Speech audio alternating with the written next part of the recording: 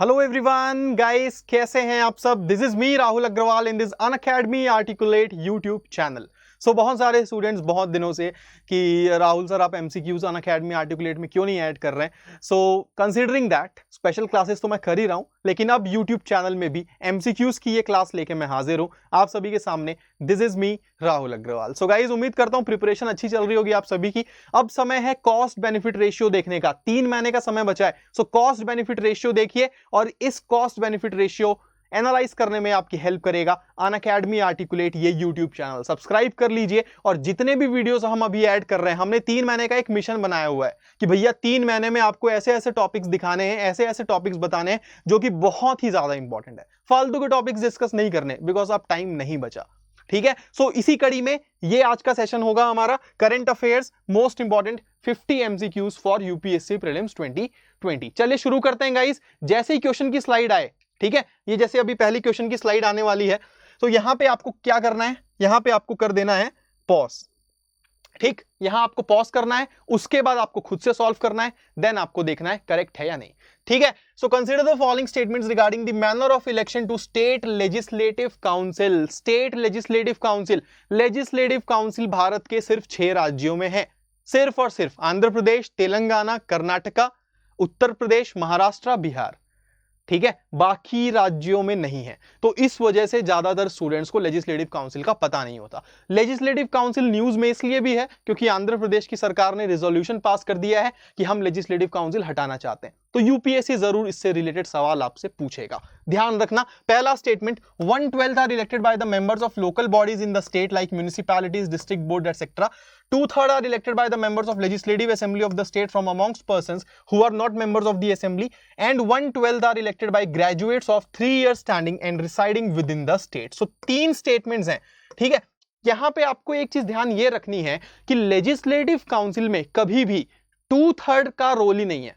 ठीक है, 1/3 1/3 1/12 1/12 1/3 इलेक्ट करते हैं एमएलएस, 1/3 इलेक्ट करते हैं लोकल बॉडीज वाले, 1/12 ग्रेजुएट्स, 1/12 टीचर्स। सो 2/3 तो होगा ही नहीं। इसका मतलब सेकंड स्टेटमेंट क्लियर कट क्या हो गया, फॉल्स। आपको यहां पे देखना है कि किन किन ऑप्शंस में 2 लिखा हुआ है, ए सी डी, तीनों आपको एलिमिनेट करना है। आपके पास आंसर आ गया बी।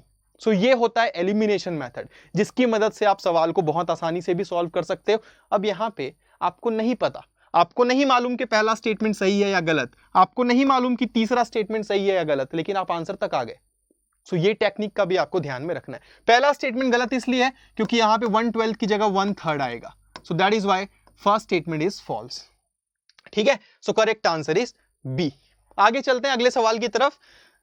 3 स्टेटमेंट्स हैं। In India both a citizen by birth as well as a naturalised citizen, ठीक है, are eligible for the office of president, while in USA only a citizen by birth and not a naturalized citizen is eligible for the office of president. ठीक है, यहां पे ये बोला जा रहा है कि भारत में सिटीजन अगर कोई बाय बर्थ हो, जैसे मैं बाय बर्थ हूं, मैं भारत में पैदा हुआ, सो मैं भारत का नागरिक हूं बाय बर्थ। दूसरी कैटेगरी होती है नेचुरलाइजेशन की, यानी कि आप इंडिया के सिटीजन नहीं हो, लेकिन आपने कुछ कुछ क्राइटेरिया फॉलो किया, पूरा किया जो हमारे देश के सिटीजनशिप लॉ हैं उसके हिसाब से, और आप नेचुरलाइज्ड सिटीजन बन गए, तो तब भी आप ऑफिस ऑफ प्रेसिडेंट के लिए एलिजिबल हो। बाय बर्थ वाला तो है ही, जैसे मैं बाय बर्थ हूं तो मैं तो ऑफिस ऑफ प्रेसिडेंट के लिए एलिजिबल हूं ही, लेकिन जो नेचुरलाइज्ड है वो भी एलिजिबल है। While in USA only a citizen by birth and not a naturalized citizen is eligible for it. मतलब यूएसए में अगर आप यूएसए के नागरिक हो, वहां पैदा हुए हो, वहां आपका बर्थ हुआ है, तभी आप प्रेसिडेंट बन सकते हो, नेचुरलाइज्ड सिटीजन नहीं बन सकता। ये स्टेटमेंट बिल्कुल करेक्ट है।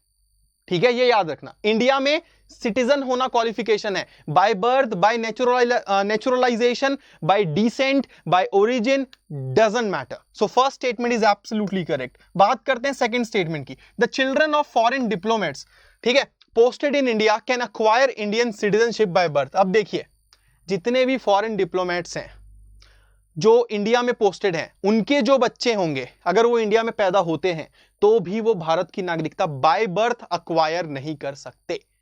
ऐसा नहीं माना जाएगा जैसे मान लो कोई स्वीडन का कोई व्यक्ति है, डिप्लोमेट है, वो इंडिया में पोस्टेड है, अब यार उसका बच्चा हुआ, तो ऐसा नहीं माना जाएगा कि वो बाय बर्थ इंडिया का सिटीजन है।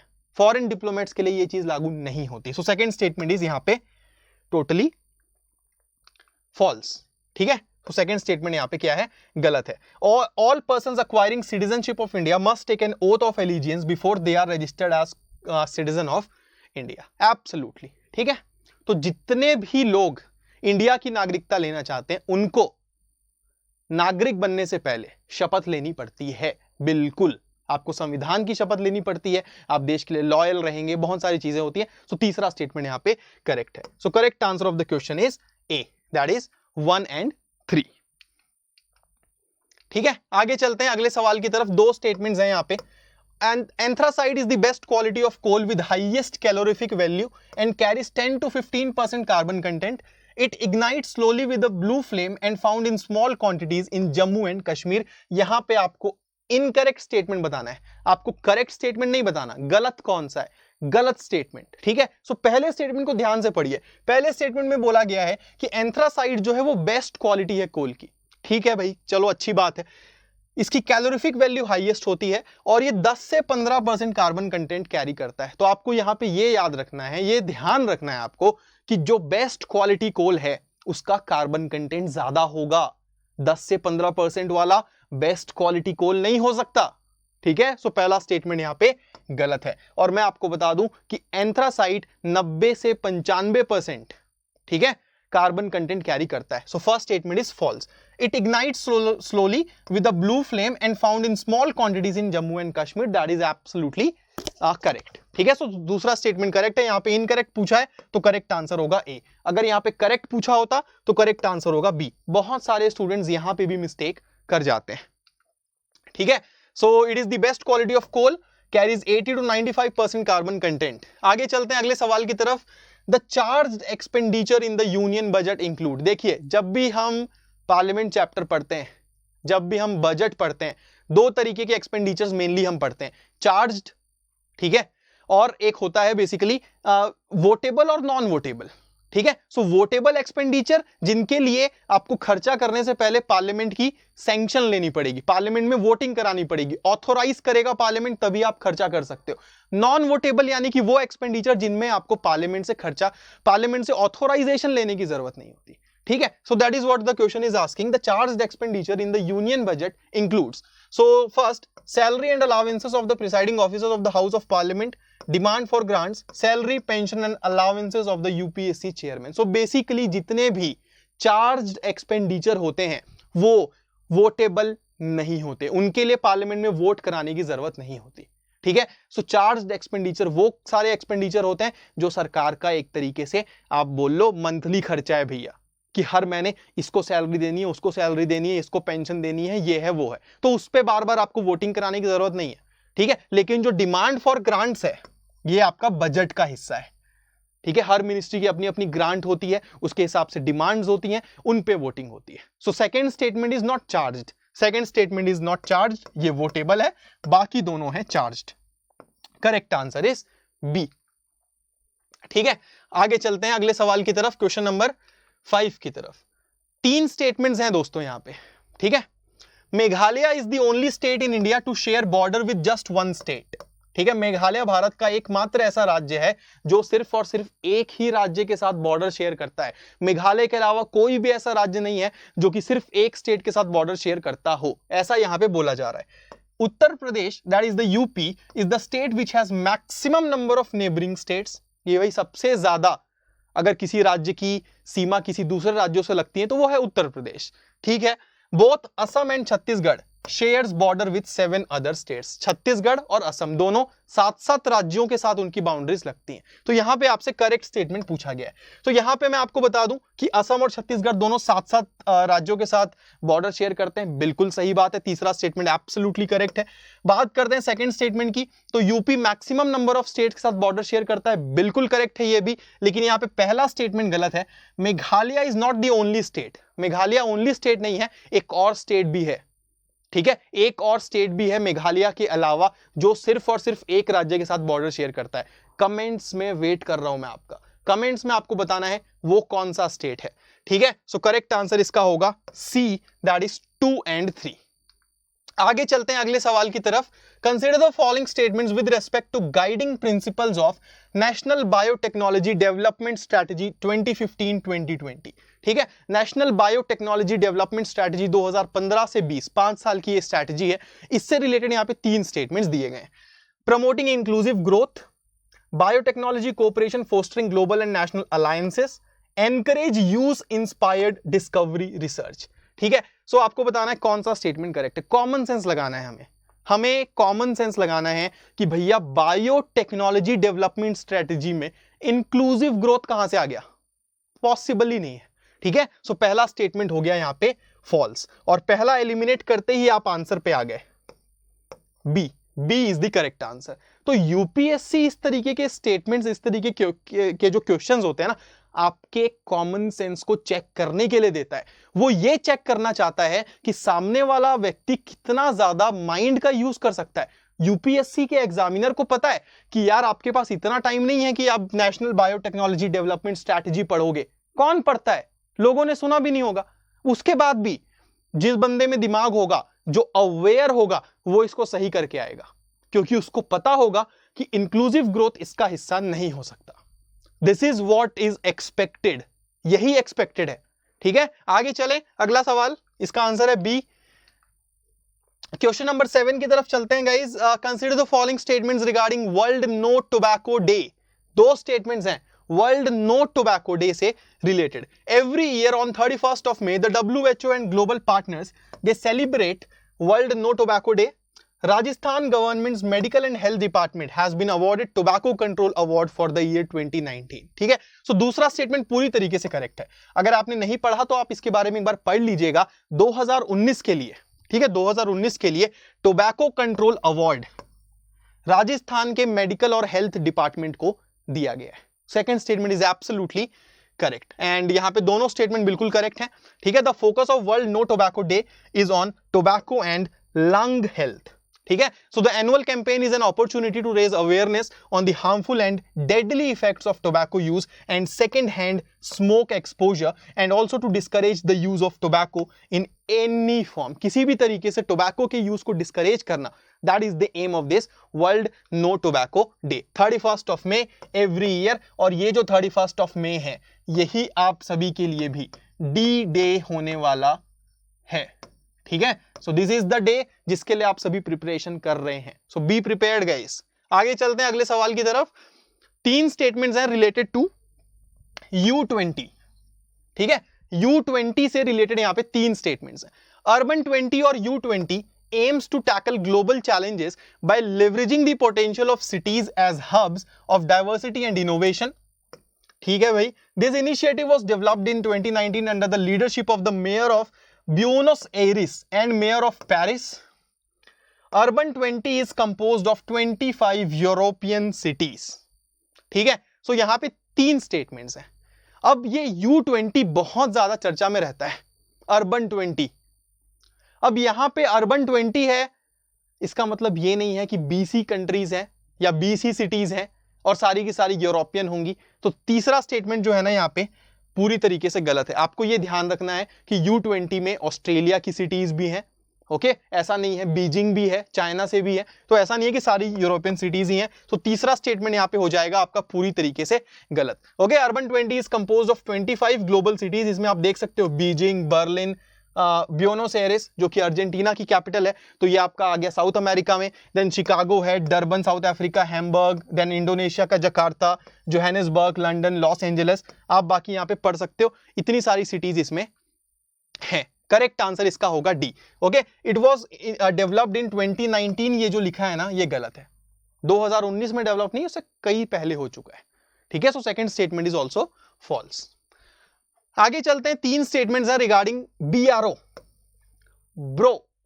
ठीक है, border road organisation. So BRO functions under the administrative control of ministry of home affairs. पहला statement, BRO is engaged in road construction to provide connectivity to difficult and inaccessible regions in the border areas of the country, and raising day of BRO is celebrated on 9th of May. तो यहां पे आपको बताना है कि incorrect कौन सा है, गलत स्टेटमेंट कौन सा है। ठीक है, सो बॉर्डर रोड ऑर्गेनाइजेशन बहुत ही इंपॉर्टेंट इंस्टीट्यूट है ये। और साथ ही साथ जो बॉर्डर एरियाज होते हैं, रिमोट एरियाज होते हैं ना, जहां पे सड़क नहीं पहुंची, जहां पे लोगों को बहुत ज्यादा मशक्कत करनी पड़ती है अभी भी एक जगह से दूसरी जगह जाने के लिए, वहां पे कनेक्टिविटी प्रोवाइड करने का काम ये करता है। Second statement is correct. पहला गलत है बिकॉज ये मिनिस्ट्री ऑफ डिफेंस के एडमिनिस्ट्रेटिव कंट्रोल में काम करता है, होम अफेयर्स नहीं, defence ministry. So first statement is totally incorrect here. और रही बात थर्ड स्टेटमेंट की, so that is also false here, क्योंकि रेजिंग डे आपको मुझे कमेंट्स में बताना है, ठीक है। Raising day 9th of May नहीं है। कमेंट्स में मुझे बताइए कि बीआरओ का रेजिंग डे कब मनाया जाता है। मैं आपको इतना हिंट देता हूं कि 9th of May गलत है। आगे चलते हैं क्वेश्चन नंबर 10 की तरफ। Consider the following statements regarding quadrilateral security dialogue, that is Quad. So the idea was first mooted by Japanese Prime Minister Shinzo Abe in 2007. The quadrilateral formation includes China, India, US, Australia. So quadrilateral security dialogue, quad, इसके बारे में आपने जरूर सुना होगा। Japan के prime minister Shinzo एबे, उन्होंने 2007 में इसका आइडिया सुझाया था। बिल्कुल सही है। अगर आपने इसके बारे में थोड़ा सा भी पढ़ा हो तो आपको यह पता होगा कि ये जो क्वाड्रिलेटरल सिक्योरिटी डायलॉग है, ये चाइना को काउंटर करने के लिए लाया था। तो चाइना तो इसका हिस्सा हो ही नहीं सकता, ठीक है। सो चाइना यहां लिखा हुआ है, ये स्टेटमेंट यहां पे गलत है। चाइना की जगह यहां पे जापान आएगा। So second statement is false, correct answer is only 1, ठीक है। So it's the strategic dialogue between 4 countries, India, US, Japan and Australia. पढ़ना है आपको क्वाड्रिलेटरल सिक्योरिटी डायलॉग के बारे में कि क्वाड होता क्या है। आगे चलते हैं। Consider the following statements regarding European union, ठीक है, EU. So the European Union is a group of 28 countries, all of them use euro currency. अब ये अपने आप में एक एक्सट्रीम स्टेटमेंट है ना कि भाई यूरोपियन यूनियन के जितने भी यूरोप के जो कंट्रीज हैं सारे यूरो करेंसी यूज करते हैं। बिल्कुल नहीं, कई कंट्रीज हैं जो यूरो करेंसी यूज नहीं करते। सो पहला स्टेटमेंट हो गया यहाँ पे गलत। European parliament is the parliamentary institution of European union that is directly elected by EU citizens, that is absolutely correct, ठीक है।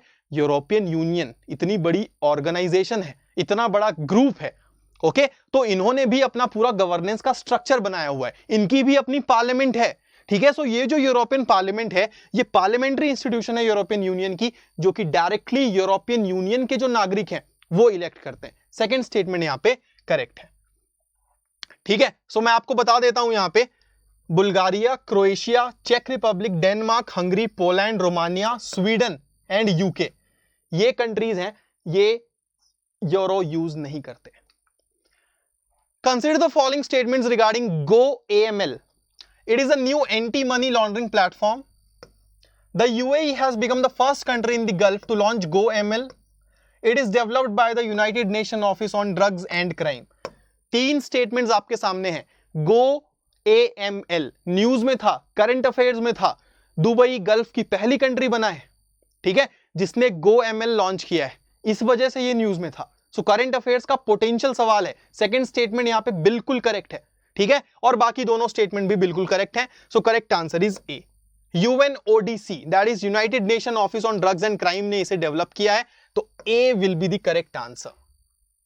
आगे चलते हैं। Consider the following statements with regards to ReCAAP regional cooperation agreement on combating piracy and armed robbery against ships in Asia, ठीक है। So this is ReCAAP से related यहां पे आपके सामने 3 स्टेटमेंट्स दिए गए। So the ReCAAP is the first regional government to government agreement to deal with piracy and armed robbery at sea in Asia.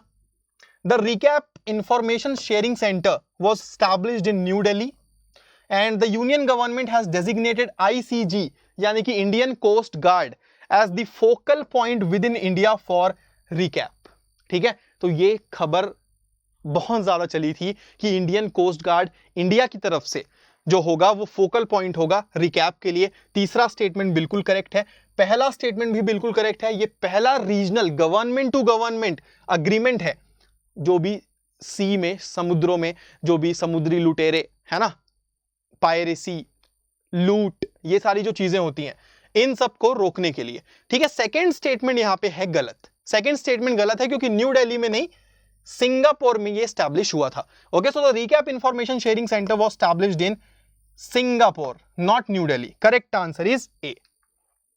Okay, so information sharing, capacity building, mutual legal assistance are the three pillars of cooperation under the recap agreement. Consider the following statements with respect to Arctic Council. Arctic Council से related दो statements दिए गए। Denmark, Canada and United Kingdom and Finland are the members of Arctic Council. It is not a formalized treaty-based international legal entity but does allocate resources for its functioning.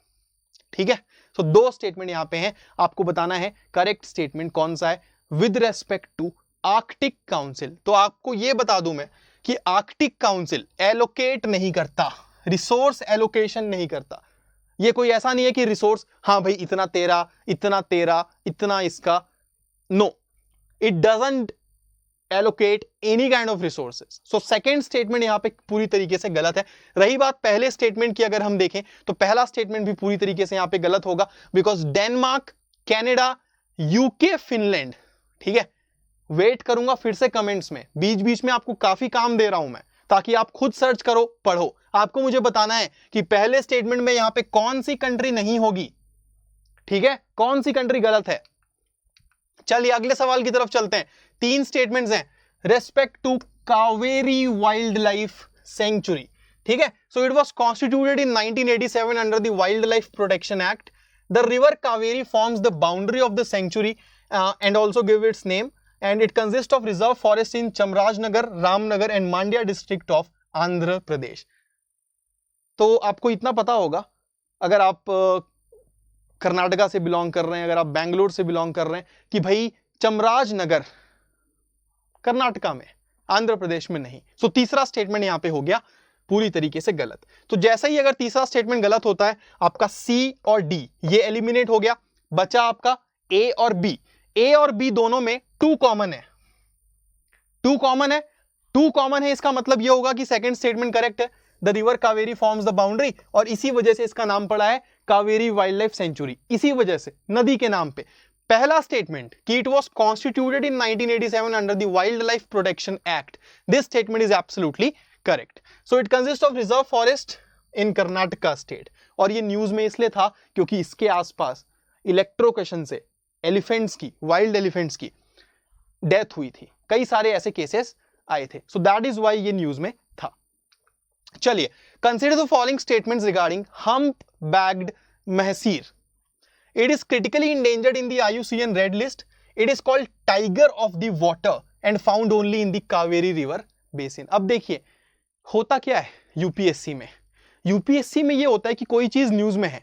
अब जैसे ये आपका Kaveri wildlife century के आसपास wild elephants की मौत हो गई, ये न्यूज में, तो उस कावेरी वाइल्ड लाइफ सेंचुरी की पूरी ज्योग्राफिया आपको ध्यान में रखना है। साथ ही साथ कोई ऐसी स्पीशी, कोई ऐसा एनिमल जो इसी में पाया जाता है या इसके आसपास पाया जाता है, उसका पता आपको होना चाहिए। अब उन्हीं में से एक है हम्प बैग्ड महसीर। अब ये जो हम्प बैग्ड महसीर है, ये टाइगर ऑफ द वाटर कहा जाता है, और साथ ही साथ कावेरी रिवर बेसिन में ही आपको मिलेगा और कहीं नहीं। Second statement is absolutely correct here, correct answer is both, ठीक है। क्रिटिकली इंडेंजर्ड है, आईयूसीएन की जो रेड डेटा लिस्ट होती है उसमें। चलिए भाई, दो स्टेटमेंट्स हैं। The Pondicherry shark is given legal protection under schedule 1 of the wildlife protection act 1972। The Pondicherry shark is also called as Pala Sora. Pondicherry shark बहुत फेमस, बहुत इंपॉर्टेंट, ठीक है। Both the statements regarding Pondicherry shark are absolutely correct, ठीक है। सो इनको legal protection दी गई है wild life protection act 1972 के शेड्यूल 1 में। आपको ये पौंडीचेरी शार्क जो है इनको प्रोटेक्शन प्रोवाइड की गई है, पाला सोरा इन्हें कहा जाता है। दो स्टेटमेंट्स हैं guys. The genetic engineering approval committee is under the ministry of agriculture and the permission of genetic engineering approval committee is required for cultivation of any genetically modified crop in India। देखिए भारत में कोई भी genetically modified crop अगर उसका cultivation करना है तो GEAC की अप्रूवल की जरूरत होती है। सेकेंड स्टेटमेंट बिल्कुल करेक्ट है। बात आती है पहले स्टेटमेंट की कि क्या ये एग्रीकल्चर मिनिस्ट्री के अंडर है? बिल्कुल नहीं, बिल्कुल भी ये एग्रीकल्चर मिनिस्ट्री के अंडर नहीं है। कौन से मिनिस्ट्री के अंडर है? GEAC कौन से मिनिस्ट्री के अंडर है? अगेन आपका होमवर्क, ठीक है। चलिए, अब आप सोच रहे होगे कि सर आप इतना एमसीक्यूज करा रहे हो और इतने सारे होमवर्क दे रहे हो, हम कैसे करेंगे? करना पड़ेगा। होमवर्क नहीं करोगे, इन सारी चीजों को सर्च नहीं करोगे। मेरे एक टीचर थे, वो बोला करते थे कि जब भी कोई चीज आप खुद से सोचते हो ना, खुद से सर्च करते हो, खुद से ढूंढते हो, तो उस चीज को आप भूलते नहीं कभी। तो अगर मैं बता दूंगा शायद भूल जाओ, खुद देखोगे शायद ना भूलो। क्लियर? चलिए, consider which of the following are part of the committee formed to recommend on the appointment of information commissioner। ठीक है, इंफॉर्मेशन कमिश्नर जो अपॉइंट किया जाता है, उनके अपॉइंटमेंट के लिए कमिटी बनाई जाती है। आपको बताना है इन पांचों में से कौन कौन उस कमिटी का सदस्य है। The chairman of Rajya Sabha, the leader of opposition in the Lok Sabha, the prime minister, the chairman of Lok Sabha, the union cabinet minister nominated by the prime minister. ठीक है, सो यहां पे आपको पॉज करना है, सॉल्व करना है। करेक्ट आंसर इस क्वेश्चन का होगा सी, दैट इज 1, 2, 3 एंड 4 ओनली। ठीक है, सो यहां पे अगर हम देखें तो या committee form to recommend on the appointment of information commissioners. ठीक है, सो इसको आप एक बार सॉल्व कीजिए और देखिए क्या आंसर आपका करेक्ट आता है। चलिए, consider the following statements regarding restructuring of the railway board. Railway board की रीस्ट्रक्चरिंग हुई है, न्यूज में था ये। 3 स्टेटमेंट्स है। The restructured board will have 3 members from the existing 8। The chairman of the board will act as CEO। The 8 railway services will be integrated into a central service called the IRMS। ठीक है, सो जो 8 railway services हैं उनको integrate करके एक central service बनाया जाएगा, IRMS, Indian railway management service. So तीसरा स्टेटमेंट करेक्ट है। बोर्ड का जो चेयरमैन होगा वो CEO भी होगा, वो भी करेक्ट है। करेक्ट आंसर इसका होगा बी। पहला स्टेटमेंट गलत है कि भाई एग्जिस्टिंग 8 से 3 होंगे, that's not at all correct. ठीक है, so correct answer is B. चलिए अगले सवाल की तरफ चलते हैं। Juice jacking recently seen in the news क्या है? What is juice jacking? ठीक है, SBI ने अपने ट्विटर हैंडल में ट्वीट किया कि भैया सावधान रहो, कहीं भी ऐसे ही अपने मोबाइल को ना चार्जिंग में मत लगाओ। उससे क्या होगा, इन्फेक्टेड जो चार्जर है, चार्जर की जो USB है, बेसिकली आजकल वो USB का काम भी करती है, चार्जिंग का भी काम करती है, तो उससे आपका सारा डेटा दूसरे के पास ट्रांसफर हो सकता है। This is called as juice jacking. ठीक है, so juice jacking is a type of cyber attack originating from the USB charging port installed at public places. Correct answer is C. Consider the following statements। 3 statement है। Attorney general is not a full time government servant. Attorney general is allowed to take a private practice. Attorney general can not vote in parliament but can vote in parliamentary committee of which he is a member. Attorney general गजब का आदमी है यार। Member of parliament नहीं है फिर भी parliament में बैठ सकता है। मेंबर ऑफ पार्लियामेंट नहीं है फिर भी पार्लियामेंट में बोल सकता है।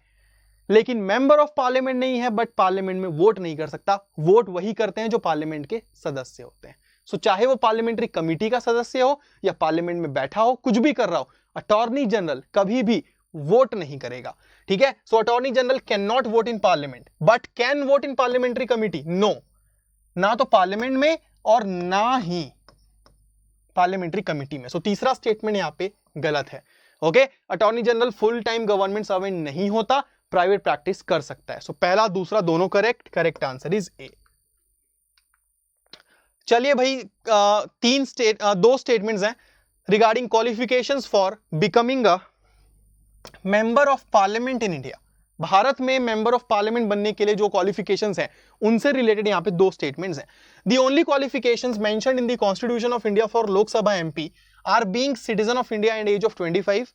If a MP is disqualified by any law of the parliament and if any question arises on disqualification, the decision of the speaker is final. So देखिए गाइस क्या होता है कि मेंबर ऑफ पार्लियामेंट बनने के लिए 2 चीजें हैं। एक तो आप भारत के नागरिक होने चाहिए, दूसरी आपकी एज 25 होनी चाहिए। अब आप सोच रहे होगे कि सर इसके अलावा भी तो बहुत सारी चीजें हैं, ऑफिस ऑफ प्रॉफिट, ये वो।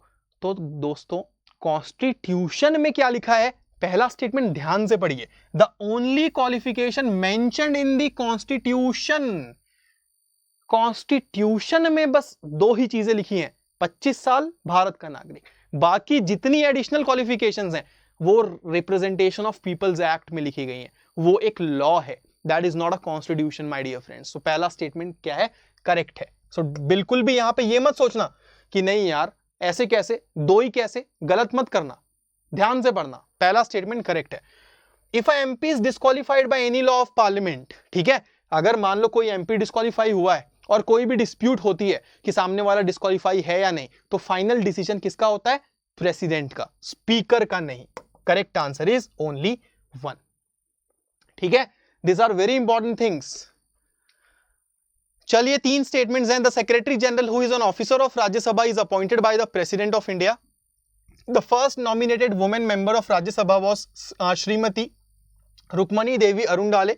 The chairman of Rajya Sabha is not a member of any parliamentary committee as he is not a member of the house. ठीक है, so guys, राज्यसभा चेयरमैन भले ही हाउस का मेंबर नहीं है, वाइस प्रेसिडेंट होता है ना राज्यसभा का चेयरमैन, वो किसी भी पार्लियामेंट्री कमेटी का चेयरमैन नहीं है। बिल्कुल यार, ऐसा बिल्कुल नहीं है। पार्लियामेंट्री कमेटी के चेयरमैन वो हैं, not a member of any, यहां लिखा हुआ है ना, दैट्स नॉट करेक्ट। सो तीसरा स्टेटमेंट यहाँ पे फॉल्स है।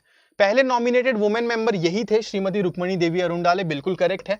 और रही बात कि सेक्रेटरी जनरल को प्रेसिडेंट अपॉइंट करते हैं, जी नहीं, सेक्रेटरी जनरल को प्रेसिडेंट अपॉइंट नहीं करते। पहला स्टेटमेंट यहां पे फॉल्स है। Correct answer is only 2, that is C.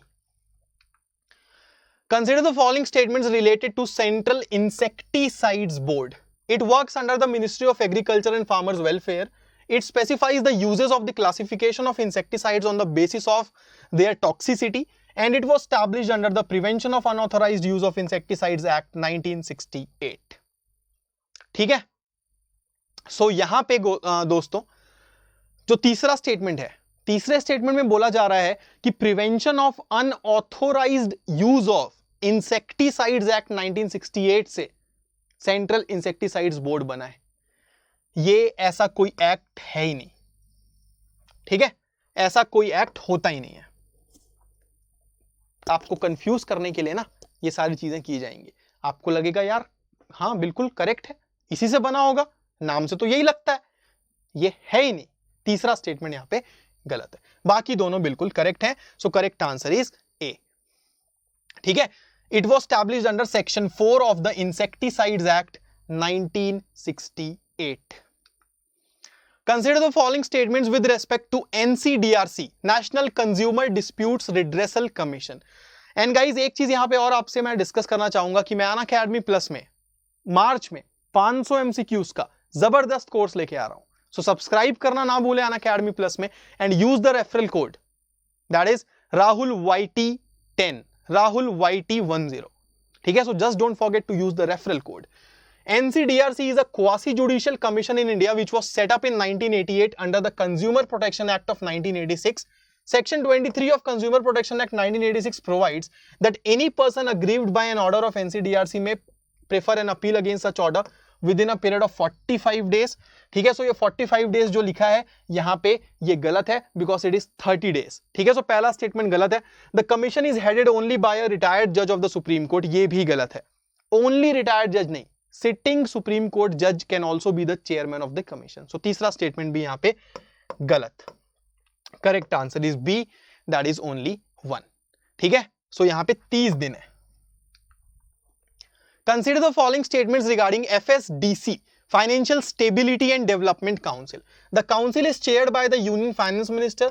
The FSDC was set up to strengthen and institutionalize the mechanism for maintaining financial stability. SEBI chairman and members are a part of FSDC along with RBI governor. So total यहाँ पे 3 statements हैं Financial Stability and Development Council से related. ठीक है, so यहाँ पे मैं आपको ये बता दूं कि Financial Stability and Development Council में SEBI के चेयरमैन जरूर होते हैं लेकिन SEBI के मेंबर्स नहीं होते। सो तीसरा स्टेटमेंट यहाँ पे फॉल्स है। ठीक है, तीसरा स्टेटमेंट यहाँ पे फॉल्स है। इसके चेयरमैन फाइनेंस मिनिस्टर होते हैं और ये सेटअप किया गया था ताकि फाइनेंशियल स्टेबिलिटी के मैकेनिज्म को मजबूत किया जा सके। सो दूसरा स्टेटमेंट भी करेक्ट है। करेक्ट आंसर इज ए। तो इसमें यूनियन फाइनेंस मिनिस्टर हैं जो कि चेयरमैन है, गवर्नर है RBI के, फाइनेंस सेक्रेटरी हैं, देन उसके बाद सेक्रेटरी हैं डिपार्टमेंट ऑफ फाइनेंशियल सर्विसेज के, चीफ इकोनॉमिक एडवाइजर हैं, सेबी के चेयरमैन है, ईडा के चेयरमैन है, PFRDA के चेयरमैन है और इंसॉल्वेंसी एंड बैंक्रप्सी बोर्ड के भी चेयरमैन इसमें हैं। Consider the following regarding ILO, international labour organisation. Governing body is the Executive Council of ILO that meets annually in the Geneva. It was established in 1919 by the Treaty of Versailles as the first affiliated specialized agency of the United Nations. It is the only tripartite UN agency that brings together government, employers and workers of 187 member states. तीसरा statement बिल्कुल correct है. World की एकमात्र ट्राइपर्टाइट यानी कि 3 अलग अलग क्षेत्र के लोगों को लेके चलती है आईएलओ. ठीक है, इसमें गवर्नमेंट्स भी हैं, एम्प्लॉयर्स भी हैं, वर्कर्स भी हैं. ठीक है, यहां पे अगर हम देखें तो आईएलओ की जो गवर्निंग बॉडी है वो जेनेवा में मीटिंग उसकी होती है, एनुअली नहीं. एनुअली मतलब साल में एक बार, इसकी मीटिंग साल में 3 बार होती है. So first statement is false. रही बात सेकंड स्टेटमेंट की, तो 1919 में स्टैब्लिश जरूर हुई थी, बट उस समय यूनाइटेड नेशन कहां था? उस समय तो लीग ऑफ नेशन था ना. अगर ये मान लो फर्स्ट स्पेशलाइज्ड एजेंसी है भी, जो कि ये है, तो वो 1946 में बनी, क्योंकि यूनाइटेड नेशन तब बना, 1919 में नहीं. सो सेकंड स्टेटमेंट यहां पे गलत है. ठीक है, so correct answer is only 3, that is A. ठीक है, so it became the first affiliated specialized agency of the United Nations in 1946. It meets 3 times a year, March, June, November. Consider the following statements regarding SECC. It is carried under Census of India Act 1948, and as per the Census Act, details of individuals collected in the census are confidential and cannot be made public. देखिए, एक census होता है हर 10 साल में, अगले साल होने वाला है, और एक होता है सोशियो इकोनॉमिक कास्ट सेंसस. दोनों अलग अलग हैं. ठीक है, तो सेंसस जो 10 साल में होता है वो होता है 1948 के सेंसस एक्ट से. ठीक है, ये नहीं. तो पहला स्टेटमेंट गलत है.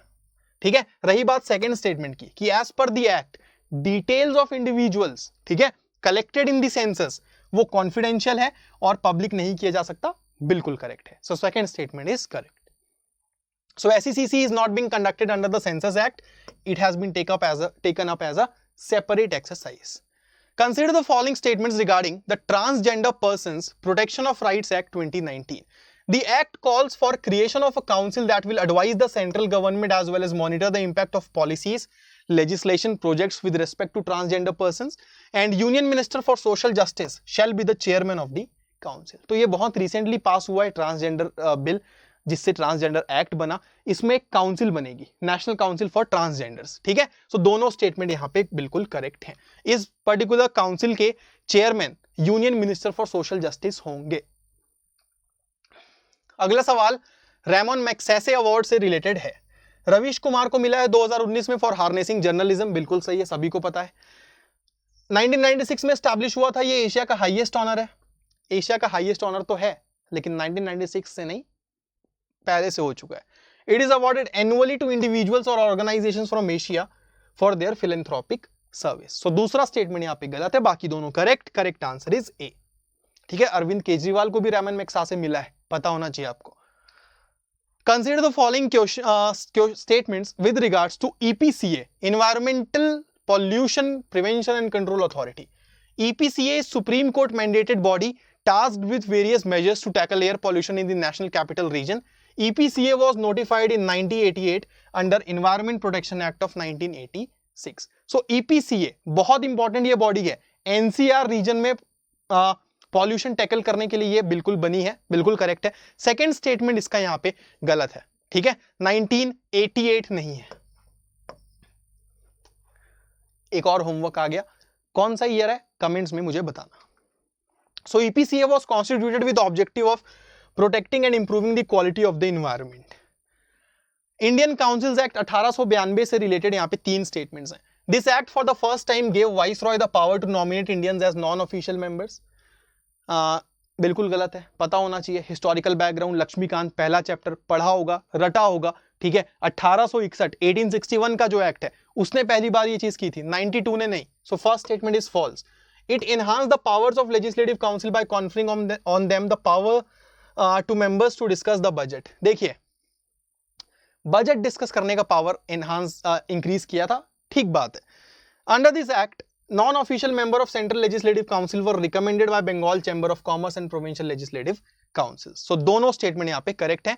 Correct answer is B. आगे चलते हैं. Consider the following statements about Government of India Act of 1858. It ended the system of dual government. ठीक है, डुअल गवर्नमेंट का system basically Pitt's India act से शुरू हुआ था, याद है. Board of control, court of directors, दो सरकारें, डुअल गवर्नमेंट, उसको हटाया.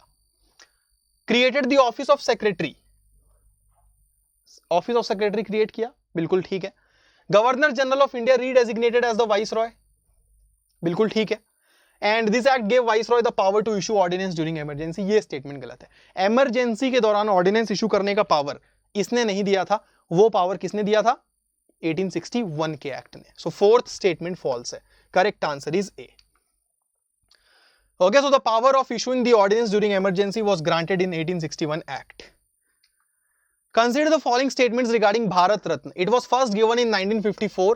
The Prime Minister of India chooses not more than 3 people in a particular year for the award. ये statement गलत है क्योंकि Prime Minister choose नहीं करते guys, President choose करते हैं. And the award is given to the artist who has outstanding achievement in art, science, literature, public service only. देखिए पहले ऐसा था कि अगर art, science, literature, public service से बिलोंग करते हो तो ही भारत रत्न मिलेगा। अब ऐसा नहीं है, अब इसको एक्सपांड कर दिया गया है, किसी भी फील्ड के आप हो सकते हो। So correct answer is only 1, that is C. ठीक है, तो अब बोला गया है the criteria is expanded to any field of human endeavour. ठीक है, any field of human endeavour. चलिए भाई, ड्राफ्टिंग कमिटी के मेंबर्स इनमें से कौन कौन थे? KM. Munshi, G.V.. Mavalankar, Syed Mohammad Sadullah, Maulana Abul Kalam Azad, N. Gopalaswami Iyengar. ठीक है, सो यहां पे आपको पता होना चाहिए कि जी.वी. मावलंकर तो नहीं थे, वो लोकसभा के क्या थे? पहले स्पीकर, लोकसभा के पहले स्पीकर जी.वी. मावलंकर जी थे, तो सेकंड तो नहीं होगा। ठीक है, correct answer of the question is B. KM. Munshi थे, सैयद मोहम्मद सादुल्लाह थे, एन. गोपालस्वामी अयंगर थे। अब मुझे नहीं पता था, ऑनेस्टली बता रहा हूं, मुझे याद नहीं था, मैं भूल गया हूं, लेकिन मुझे इतना पता है कि जी.वी. मावलंकर नहीं है क्योंकि वो लोकसभा के स्पीकर थे, वो ड्राफ्टिंग कमेटी के मेंबर नहीं थे। तो मैंने सेकंड एलिमिनेट किया। मैं जैसे सेकंड एलिमिनेट करूंगा, ये एलिमिनेट हो गया, ये एलिमिनेट हो गया, ऑल ऑफ द अबव हो नहीं सकता, आंसर आ गया बी। ठीक है, सो ऐसे सॉल्व करना है आपको, correct answer is B. Doctor B R. Ambedkar chairman थे ड्राफ्टिंग कमेटी के, आपको पता होगा। के.एम. मुंशी थे, अल्लादी कृष्ण स्वामी अय्यर थे, then N. Gopalaswami Ayyangar, B L. Mitter, Mohammad Saadulla, D P. Khaitan. दो स्टेटमेंट्स हैं। Indian constitution imparts constitutional supremacy, Indian constitution was not created by the parliament. देखिए, असर्शन एंड रीजन वाले क्वेश्चन कैसे सॉल्व करना है, पहले आपको देखना है दोनों स्टेटमेंट सही है या नहीं, फिर आपको देखना है कि रीजन जो दिया है वो असर्शन को एक्सप्लेन कर रहा है या नहीं, ठीक है, या सिर्फ फैक्ट है, ये देखना है। तो पहला statement, Indian constitution constitutional supremacy इंपार्ट करता है, बिल्कुल करता है। हमारे देश में हमारा जो संविधान है उसमें क्या है? सबसे सुप्रीम कौन है? संविधान है, संविधान के ऊपर कोई नहीं है। ठीक है, तो पहला स्टेटमेंट बिल्कुल करेक्ट है। The constitution was not created by parliament, reason भी सही है, पार्लियामेंट ने थोड़ी संविधान बनाया है। असर्शन रीजन दोनों करेक्ट है।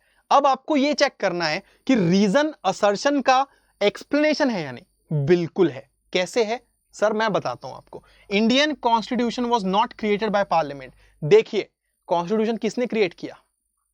कॉन्स्टिट्यूएंट असेंबली ने। कहां है वो? नहीं है, डिसॉल्व हो चुकी, इसीलिए कॉन्स्टिट्यूएंट असेंबली को डिसॉल्व कर दिया जाता है ताकि ये कॉन्स्टिट्यूशन बना के खत्म हो जाए। क्योंकि भैया कॉन्स्टिट्यूएंट असेंबली अगर आज होती तो कॉन्स्टिट्यूशन सुप्रीम नहीं हो पाता, कॉन्स्टिट्यूएंट असेंबली सुपीरियर होती, क्योंकि उसने तो बनाया है। अगर पार्लियामेंट ने कॉन्स्टिट्यूशन बनाया होता तो पार्लियामेंट्री सुप्रीमेसी होती ना, फिर कॉन्स्टिट्यूशन सुप्रीमेसी नहीं हो पाती। आपने जिसको बनाया है आप उसके ऊपर ही रहोगे ना, आप उसके नीचे नहीं हो सकते। सो पार्लियामेंट ने कॉन्स्टिट्यूशन नहीं बनाया, इसी वजह से पार्लियामेंट से ऊपर कॉन्स्टिट्यूशन है, जिसने बनाया वो डिसॉल्व हो गई।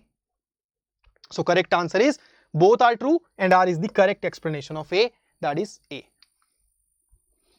So Indian constitution imparts constitutional supremacy, not parliamentary supremacy, as it is not created by the parliament but by a constituent assembly and adopted by its people with a declaration in its preamble.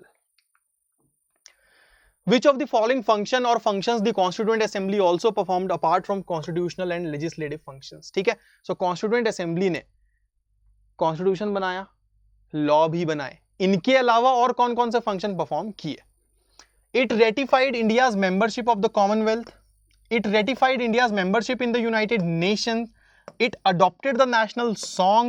It elected the president.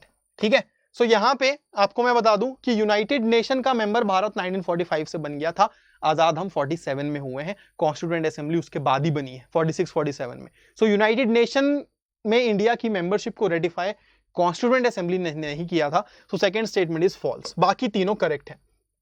हमारी Commonwealth की membership को ratify किया, national song adopt किया, president भी elect किया। So correct answer is 1, 3 and 4, that is B.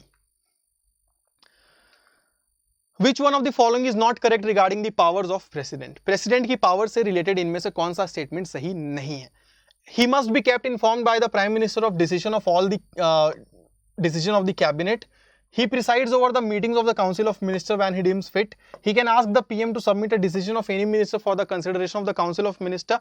He must be supplied with such other information about the administration as he asks for it. तो यहाँ पे simple है, council of minister को कौन preside करता है? प्राइम मिनिस्टर, प्रेसिडेंट नहीं करते। So correct answer is B, ये गलत है। ठीक है, समझ में आया क्यों आंसर ये होगा? क्योंकि क्वेश्चन में पूछा गया है not correct, so not correct is B. Vice president से रिलेटेड दो स्टेटमेंट्स हैं। In the absence of Lok Sabha speaker, vice president presides over the joint sitting of both houses. Vice president can not be remove from chairman of Rajya Sabha while in office. So दूसरा statement यहां पे correct है। देखिए, आप vice president हो तब जाके आप राज्यसभा के चेयरमैन बने हो। अगर आप वाइस प्रेसिडेंट नहीं होते तो आप राज्यसभा के चेयरमैन नहीं बनते। इसको बोला जाता है एक्स ऑफिशियो। तो जब भी आप एक्स ऑफिशियो कोई पोस्ट में जाते हो ना, तो आपको उस पोस्ट से पहले रिमूव किया जाता है जिसकी वजह से आप इस पोस्ट में आए हो। मतलब कि वाइस प्रेसिडेंट को पहले वाइस प्रेसिडेंट की पोस्ट से हटाया जाएगा, उसके बाद वो सामने वाला अपने आप राज्यसभा के चेयरमैन की पोस्ट से हट जाएगा। So there will never be a situation कि सामने वाला वाइस प्रेसिडेंट है लेकिन राज्यसभा का चेयरमैन नहीं है, ऐसा कभी नहीं होगा। सो second statement is absolutely correct. लेकिन पहली स्टेटमेंट की अगर मैं बात करूं कि भाई लोकसभा स्पीकर की एब्सेंस में वाइस प्रेसिडेंट प्रिसाइड करते हैं, वाइस प्रेसिडेंट कभी भी जॉइंट सिटिंग प्रिसाइड नहीं करते, कभी भी, क्योंकि वो क्या है? सदस्य नहीं है। ठीक है, तो इसीलिए वो कभी भी प्रिसाइड नहीं करते। चलिए, दो स्टेटमेंट्स हैं नॉमिनेटेड मेंबर्स इन इंडिया से रिलेटेड। नॉमिनेटेड मेंबर्स कोई पॉलिटिकल पार्टी ज्वाइन नहीं कर सकते after the nomination, otherwise they will be disqualified. ऐसा नहीं है। नॉमिनेटेड मेंबर्स को 6 महीने का टाइम रहता है कि 6 महीने तक अगर आप चाहो तो पॉलिटिकल पार्टी ज्वाइन कर सकते हो, उसके बाद अगर आपने किया तो आप डिस्क्वालीफाई हो जाओगे। No nominated member has been inducted in the council of minister so far. बिल्कुल सही। आज तक काउंसिल ऑफ मिनिस्टर में मंत्री अगर हम देखें, कोई नॉमिनेटेड मेंबर मंत्री नहीं बना। सो सेकंड स्टेटमेंट यहां पे करेक्ट है। Correct answer is B. The term equal pay for equal work, equal pay for equal work क्या है? What is equal pay for equal work? DPSP, fundamental right, fundamental duty, constitutional right, DPSP है। ठीक है, so correct answer is A. 4 statements हैं, आपको बताना है parliamentary form of government के फीचर इनमें से कौन कौन से हैं। तो जब भी ऐसा क्वेश्चन आए आपको देखना है कि इंडिया में क्या चलता है, क्योंकि इंडिया में पार्लियामेंट्री फॉर्म है। सो प्रेजेंस ऑफ नॉमिनल और टाइटुलर हेड इंडिया में है, बिल्कुल है। नॉमिनल हेड कौन है? प्रेसिडेंट, तो ये करेक्ट होगा। Separation of powers, separation of powers parliamentary का कॉन्सेप्ट नहीं है, ये है प्रेसिडेंशियल सिस्टम का कॉन्सेप्ट। सो ये गलत हो गया। कलेक्टिव रिस्पॉन्सिबिलिटी बिल्कुल सही, हमारे देश में है। Accountability of executive to the legislature, ये भी है। Executive is responsible, accountable to the legislature. So correct answer is 1, 3 and 4, that is B. What is Ayush QOL2C? Recently seen in the news. ठीक है, recently news में था ये Ayush QOL2C क्या है? Drug for improving the quality of life in cancer patient, an anti-diabetic Ayurvedic drug, a TB diagnostic tool developed by Goa-based company, anti-coronavirus drug developed by India. तो इसको पढ़ के ना हंसना मत मेरे ऊपर कि सर ये कैसा ऑप्शन दे दिया, क्योंकि UPSC will do like this, UPSC करेगा ऐसे। सो ये तो गलत है, सी भी गलत है।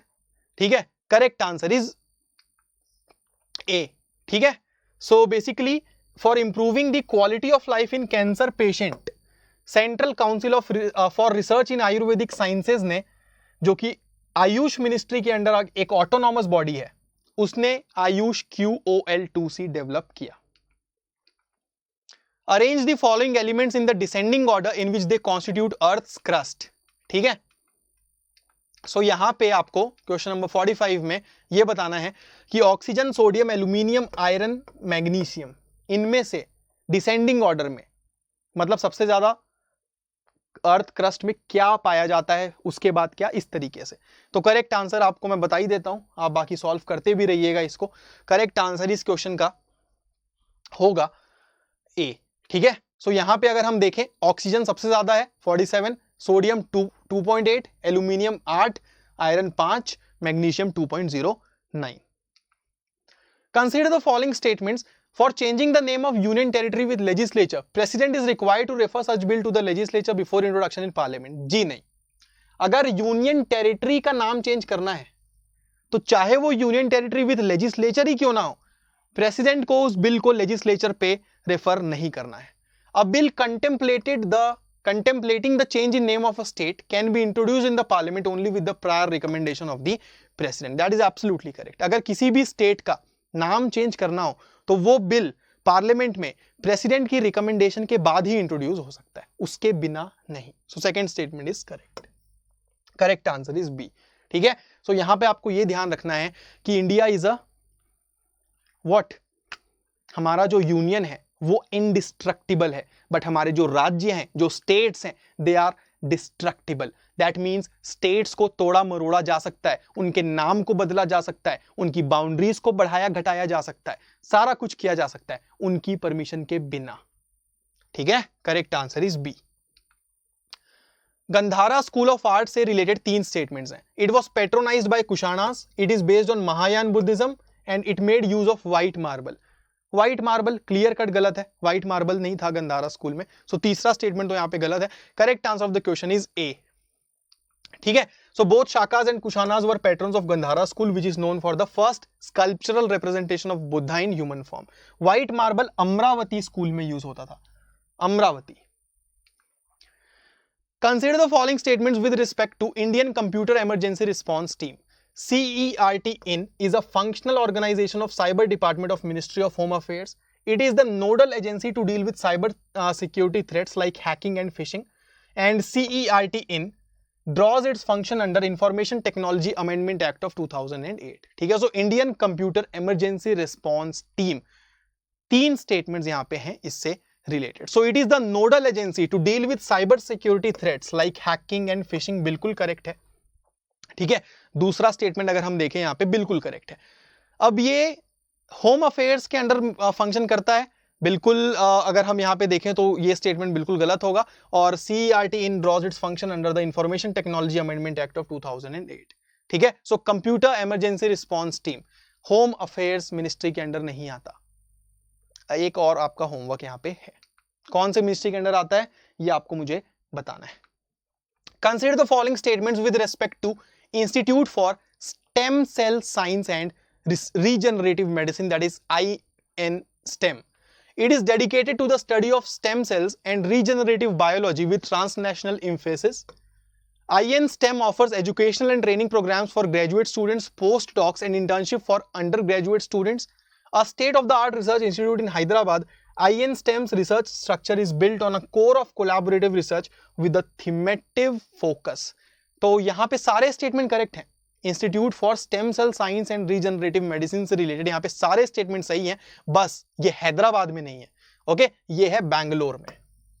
So it is there in Bangalore. So यहाँ पे हैदराबाद जो लिखा हुआ है तीसरा statement, that is not correct. Last question of the class, इनमें से क्या क्या कॉन्स्टिट्यूशन में नहीं है mention? Council of minister, office of whip, resignation of minister, collective responsibility, office of deputy prime minister. So deputy prime minister का office नहीं है, विप का ऑफिस नहीं है, और रेजिग्नेशन ऑफ मिनिस्टर नहीं है। सो 2, 3 and 5। So correct answer is A. ठीक है,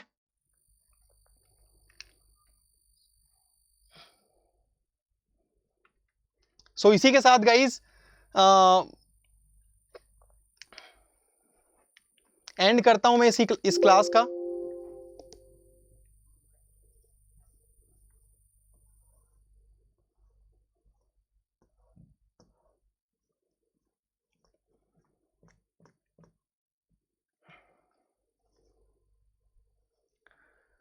and this is me Rahul Agarwal. उम्मीद करता हूं आपको ये क्लास जरूर पसंद आई होगी। सो कैसी लगी आज की ये क्लास, कैसा लगा मेरा ये सेशन, जरूर बताइएगा।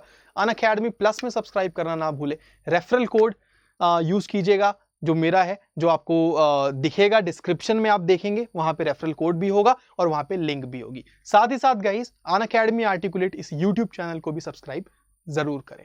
धन्यवाद।